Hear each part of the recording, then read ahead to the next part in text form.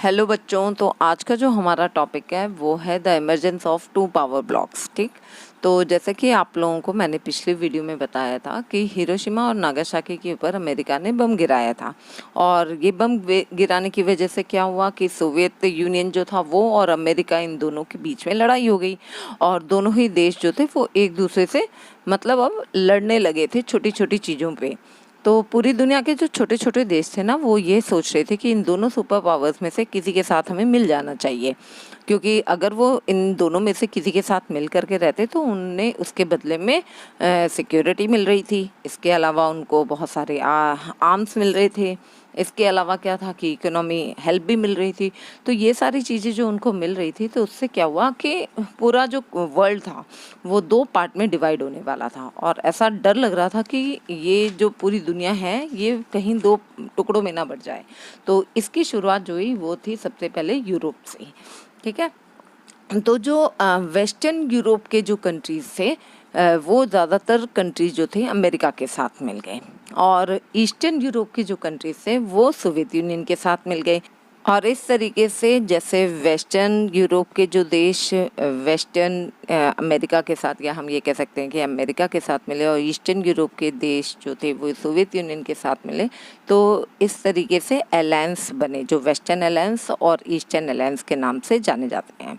Western alliance को NATO भी कहा जाता है। नाटो, हाँ तो बच्चों, ये जो नाटो वाला जो है ये एक बहुत ही इम्पोर्टेंट क्वेश्चन है, कई बार ये पूछा भी गया है। तो नाटो की फुल फॉर्म आती है ज़्यादातर पूछने को, या फिर ये इस्टेब्लिश कब हुआ। तो नाटो जो इस्टेब्लिश हुआ था 1949 में हुआ था। इसकी फुल फॉर्म जो है वो है नॉर्थ एटलांटिक ट्रीटी ऑर्गेनाइजेशन। ठीक है, और इसके बाद इसकी इस्टेब्लिशमेंट के बाद इसमें ये रखा गया कि 12 कंट्रीज़ जो थे ये इसके साथ मिले थे, जो अमेरिका के साथ में थे, और यूरोप के वो कंट्रीज़ जो 12 इनके साथ मिले थे, उन्होंने ये सोचा था कि अगर इन 12 में से किसी भी एक के ऊपर अगर अटैक होता है तो ये 12 के 12 कंट्री जो होंगे वो साथ मिल करके उसके अगेंस्ट में लड़ेंगे जिसने भी उन पर अटैक किया होगा। इसी तरीके से ईस्टर्न अलायंस जो थे उनमें जो मतलब कि ईस्टर्न यूरोप के कंट्रीज थे वो सोवियत यूनियन के साथ मिल गए थे, और उन्हें वार्सा पैक्ट कहा जाता है। ठीक है, और ये जो वार्सा पैक्ट जो हुआ था, इसको जो इस्टेब्लिश किया था 1955 में किया था, और इसका मेन जो था काम वो नाटो के अगेंस्ट में खड़े होने के लिए ही बनाया था। अब यूरोप जो था दो सुपर पावर्स के बीच में एक लड़ाई का पॉइंट बन गया था, और दोनों सुपर पावर चाहते थे कि यूरोपियन कंट्रीज किसी न किसी तरीके से उनके अंडर में आ जाएं, और इसके लिए वो पूरी कोशिश करते थे।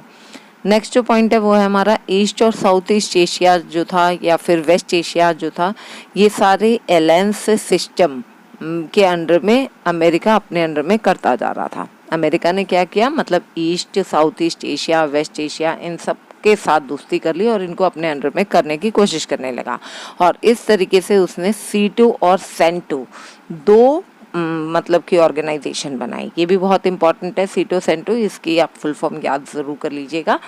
ठीक है, लास्ट पॉइंट जो है वो ये था कि जब C2 CENTO अमेरिका ने बनाया तो सोवियत यूनियन भी पीछे कैसे हटता। तो सोवियत यूनियन ने भी, चाइना और सोवियत यूनियन दोनों ने मिल करके North Vietnam, North Korea, Iraq, इन सबको अपने साथ मिला लिया और इनके साथ अच्छे रिलेशंस बनाने शुरू कर दिए।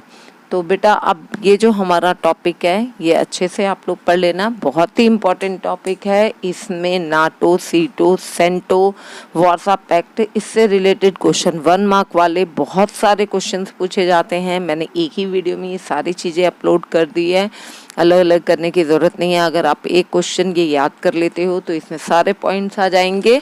और ये भी ध्यान रखना कि कब कब ये इस्टेब्लिश हुए थे, नाटो कब इस्टेब्लिश हुआ था, C2 CENTO किसने बनाया था, उसकी फुल फॉर्म्स क्या है, या वार्सा पैक्ट कब बना था, किन कंट्रीज़ के बीच में बनाया गया था, या वेस्टर्न अलायंस किसे कहते हैं, या ईस्टर्न अलायंस किसे कहते हैं। ये सारे पॉइंट जो हैं बहुत ही इंपॉर्टेंट टॉपिक्स हैं बेटा, इसलिए आप लोगों को इन टॉपिक्स को बहुत ही अच्छे से पढ़ना है।